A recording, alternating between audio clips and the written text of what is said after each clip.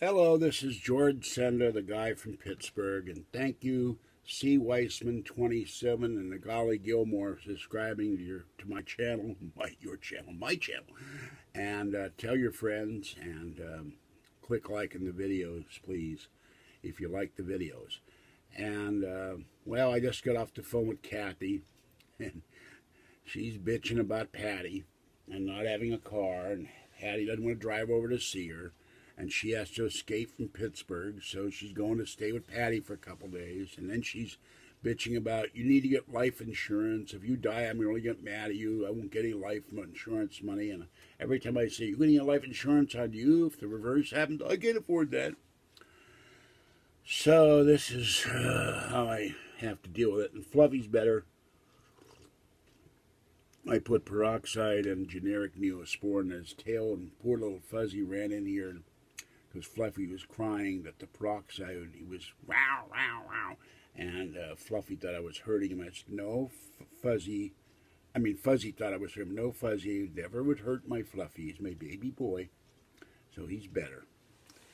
He didn't like the idea. But that's not what I'm doing this video on. I did my live video cast last night. I'm waiting eagerly for tomorrow.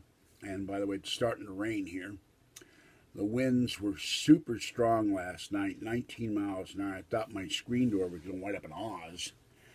Kept banging, and I had to finally shut the door, and it still kept howling out here all night. But one of the things that bugs me is when people don't get it. You tell them to knock it off, and they just keep doing it. And a guy who donated to me at one time for glasses and then wanted it back right away, I really couldn't afford to do it. White Crow. He comes in last night. He starts to tell me how Chefist, this evil bell gabber, who was on End of Days Mike Radio twice. He did a horrible show all about me, telling all kinds of lies and libel and slander. A lot of it wasn't true. I heard some of it and I got disgusted. And then when I did a show with the evil End of Days Mike, Chefist had promised not to call in. Well, sure as hell he calls in. Then when I finally hung up, because I got fed up, because Mike would not stop the troll calls until an hour and a half after I'm on the show, then Chefist called in and started it on me all over again. And White Crow says, he's really your pal, and he wants people not to forget you. I got 726 subscribers. As big as I am, they're not going to forget me. And I told White Crow to knock it off. Saying that Chefist is my pal is saying like Brutus was Caesar's pal. Yeah, he stabbed him in the back multiple times. Of course, Brutus got his later. He committed suicide when his forces were defeated. But Chefist is not my pal. And the other thing about White Crow that really bugged me, this has been just bugging the hell out of me since last night. I plan to buy land, build a container house. I'm not asking anybody for money, but White Crow kept asking me financial details, where you get the money, how you going to finance this, and I go, what the hell are you, the fucking credit bureau? Excuse my language. I'm going like, you know, you're not giving me any money. What's it to you? I got to pay for this out of my pocket. And I'll save the money up, like we saved up for one Prius and then the second Prius. So I'm going like, you know, and we saved, and then inheritance money bought the second Prius. And it wasn't, you know, and it all went for Kathy. I think about Kathy just like I think about my cats. I come last. I'm eating ramen for breakfast and a cup of soup for breakfast. And by the way, every time White Crow comes on somewhere, I'm a banker. Yeah, he probably sits there and goes, foreclose, foreclose, foreclose. Probably got a chauffeur wherever he lives, Kansas, Iowa, Nebraska, I don't know. Drives around with the limousine. He rolls down the wheel and he yelled, the farmers, you're next. You know, he probably foreclosed on him, a little monopoly guy, you know, Mr. Moneybags, whatever the hell his name is. But I don't see no personal loans coming to me from White Crow or his bank. And I wish he'd knock it off telling everybody he's a banker. You know, White Crow probably goes to the movie theater and people run out like it's the original Blob with Steve McQueen to get away from the Blob because they go, oh my God, he's a banker. He might foreclose on us. Might cancel my credit cards or something. So knock it off, White Crow. I'm not going to ever deal with Chefist. He's not my pal. He's not going to be my co-host on a podcast, a video cast, a radio show.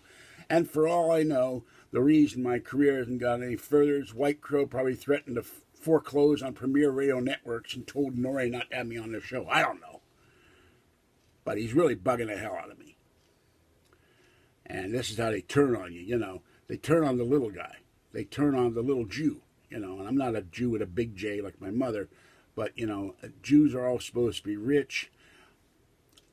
Probably, I figure, I was in the incubator. They said, okay, all the Jews come over here and get the big money. And I thought they said snooze, and I went to sleep. But I kept looking around, and 13 brothers and sisters. Where the hell did they go? I'm it. I'm alone here. My sister moved out when I was 6, so I don't know if she was around or not. I was a little young at the time. I'm in the incubator for a long time. That's part of the reason I think I get sick so easily, because everything didn't form right.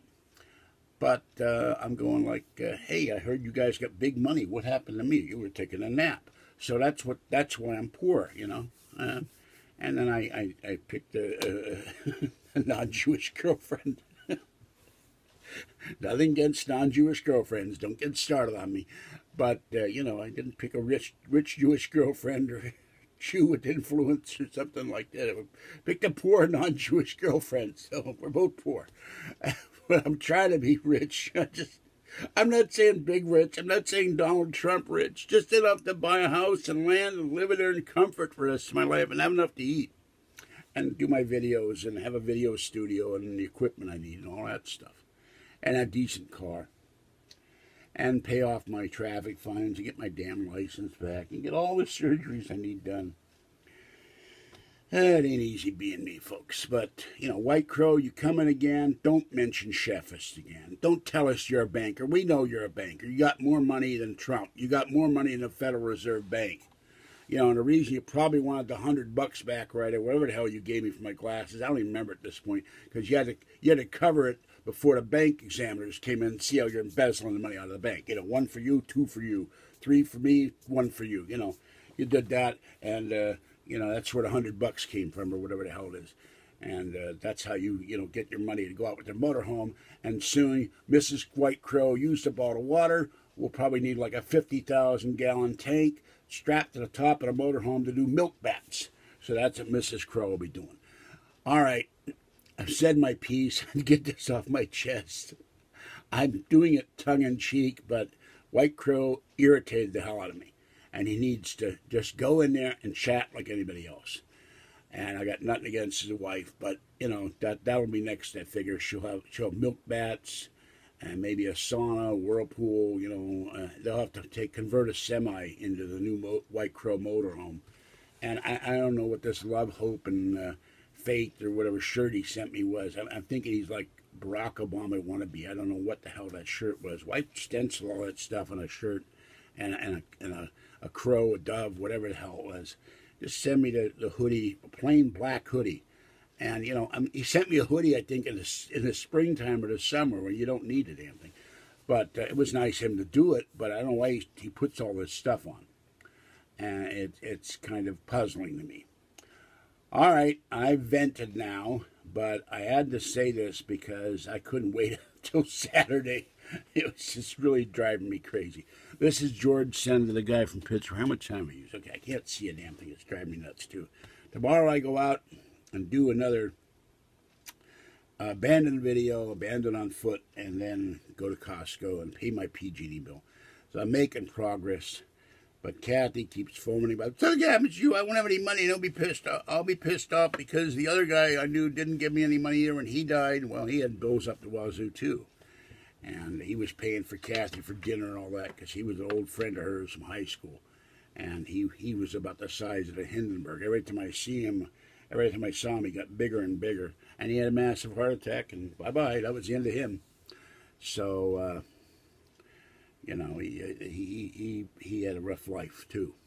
All right, this is George Senda, the guy from Pittsburgh. Have a great evening. Stay safe and cool out there. It's starting to be muggy because it's not coming down pouring. It's just coming down in droplets. And every time it does that, it gets muggy as hell here. And I will catch you next time and see you Saturday, and I'll see you tomorrow in videos. Bye-bye.